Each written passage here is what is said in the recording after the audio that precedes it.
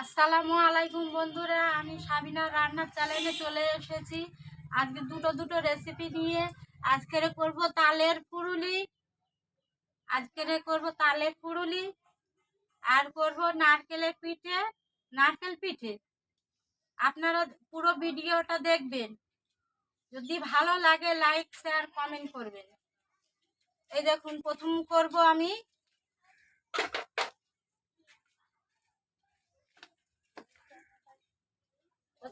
আমি তালটা আমি এইভাবে